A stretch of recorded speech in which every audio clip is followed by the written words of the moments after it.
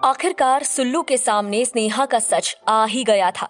सुल्लू को स्नेहा पर और उससे भी ज्यादा खुद पर गुस्सा आ रहा था। वो सोच रही थी कि वो आखिर इतनी बेवकूफ कैसे हो सकती है। क्यों आज तक उसे स्नेहा की असलियत दिखाई नहीं दी। उसका गुस्सा स्नेहा के सामने भी निकल गया था। सुल्लू खुद को कंट्रोल नहीं कर पाई थी और उसने आज स्नेहा से पहली बार गुस्से से बात की थी। स्नेहा मैम उसके गुस्से को देख पा रही थी। उन्होंने तुरंत पाला बदला और बहुत ही मीठी आवाज में अपनी कुर्सी से उठकर सुल्लू के पास आते हुए बोली, अरे ये क्या हुआ सुल्लू, तुम तो बुरा मान गई हो।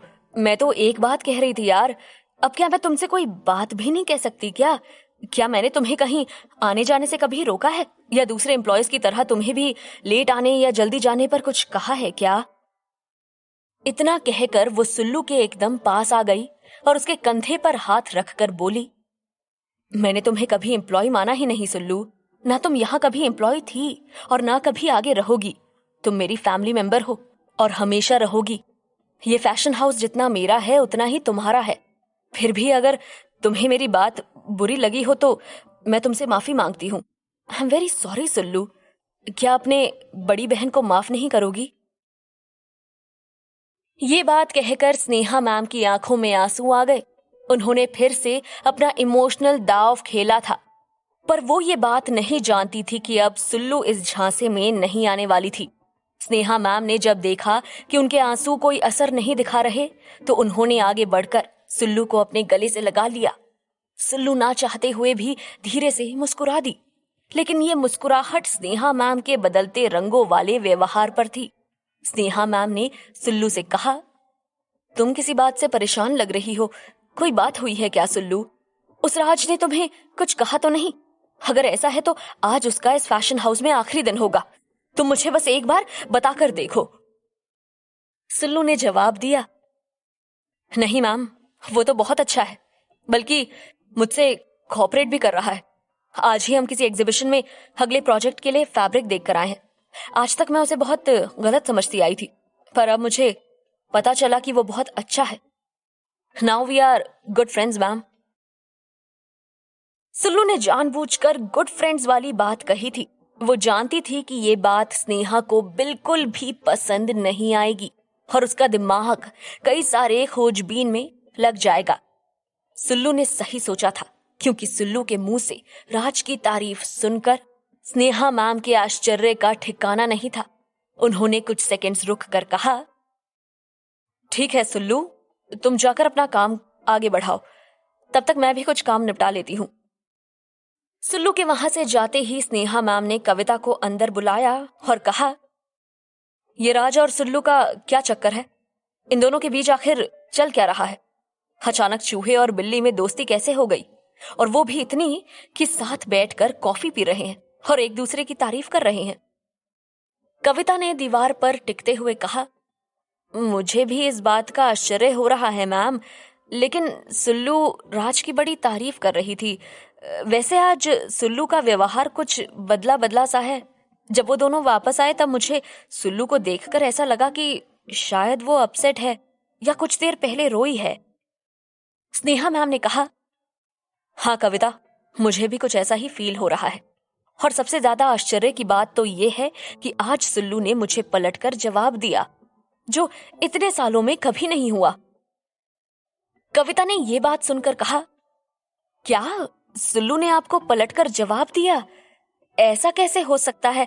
वो तो आपको अपने पेरेंट्स के जैसा प्यार करती है और आपकी पीठ पीछे भी कभी आपके लिए गलत नहीं कहती। यहाँ तक कि अगर कोई और आपके बारे में मजाक में भी कुछ कहता है तो वो नाराज हो जाती है। वो आपको बहुत मानती है मैम, पर आजकल सुल्लू थोड़ा परेशान चल रही है और थोड़ी चिड़चिड़ी भी हो गई है, क्योंकि उसके घर वाले उसकी शादी करना चाहते हैं और वो अभी शादी करना नहीं चाहती। शायद आज भी इसी कारण से डिस्टर्ब होगी और आपसे इस तरह से बात कर बैठी, वरना इंटेंशनली वो आपसे कभी इस तरह से बात नहीं करती ना। कविता सुल्लू को कवर अप करना चाहती थी। स्नेहा मैम को सुल्लू की पर्सनल लाइफ स्टोरी में कोई इंटरेस्ट नहीं था। उनका दिमाग कहीं और ही चल रहा था। उन्होंने कविता से कहा, ऐसा भी तो हो सकता है कि इस राज ने सुल्लू को मेरे खिलाफ भड़का दिया हो। क्योंकि मैंने उसका डिमोशन कर उसे सुल्लू के अंडर काम करने की सजा दी थी। फिर थोड़ा सा पॉज लेकर उन्होंने आगे कहा, हाँ, यही बात होगी। जरूर राज ने सुल्लू को मेरे खिलाफ कुछ कहा है, इसी वजह से सुल्लू ने इस तरह से रिएक्ट किया। पिछले कुछ दिनों से राज का बिहेवियर इंटॉलरेबल होता जा रहा है, इसका कुछ ना कुछ करना पड़ेगा। कविता ने जवाब दिया, हाँ मैम, ये भी हो सकता है, क्योंकि राज जितना नजर आता है उतना सीधा है नहीं। हो सकता है कि उसने सुल्लू को कुछ उल्टी सीधी कहानी सुनाकर आपके खिलाफ भड़का दिया हो। अभी सुल्लू ऐसी स्थिति में है नहीं कि कुछ सोच समझ सके। वो बहुत ज्यादा मेंटल प्रेशर से गुजर रही है मैडम, इसलिए आसानी से उसकी बात मान भी गई होगी। स्नेहा मैम ने टेबल पर रखा एक कागज उठाया और उसे अपनी हथेली में रखकर बुरी तरह से क्रश करने लगी। फिर उन्होंने टेबल पर रखा पानी का ग्लास उठाया और एक बार में सारा पानी पीकर एक ठंडी सांस भरी और कविता को कहा, कविता, तुरंत सारे स्टाफ को कॉन्फ्रेंस रूम में जमा करो, मुझे सभी से कुछ बात करनी है।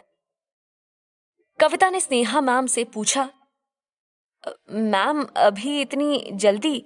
हम 4 बजे के चाय पर बात कर ले तो ठीक रहेगा, अभी सभी अपने काम में बिजी होंगे ना। स्नेहा मैम का चेहरा कविता की बात सुनकर गुस्से से लाल हो गया। उन्होंने कहा, बाय द वे, तुम लोग शायद भूल गए हो कि यहाँ की मालिक मैं हूं। मैंने कहा है मुझे अभी बात करना है, मतलब अभी बात करना है। मैंने तुमसे कोई राय नहीं मांगी है। इस ऑफिस में जिसे देखो वो अपनी मनमर्जी चला रहा है। जाओ और जो कहा है वो काम करो। कविता स्नेहा मैम के ऐसे एटीट्यूड को पहली बार देख रही थी। इससे पहले कभी भी इस स्नेहा मैम ने कविता के साथ इस तरह का व्यवहार नहीं किया था। कविता चुपचाप केबिन से बाहर निकल गई। स्नेहा मैम अपनी कुर्सी पर बैठे बैठे सोच रही थी कि आज सुल्लू का व्यवहार बिल्कुल ही बदला हुआ था। शायद राज ने पाला बदल लिया है और वो सुल्लू को सब कुछ बता चुका है। इस राज को पहले ही नौकरी से निकाल देना था जब उसने पहली बार सुल्लू की तरफदारी करने की कोशिश की थी। तभी यदि ये लोग आपस में एक हो गए तो मेरे लिए काम करना मुश्किल हो जाएगा। उन्होंने अपनी आंखें बंद की और कुछ सोचने लगी। करीब 20 मिनट बाद कविता ने उनके केबिन में आकर कहा, मैम, सभी लोग कॉन्फ्रेंस रूम में आ गए हैं और आपका इंतजार हो रहा है।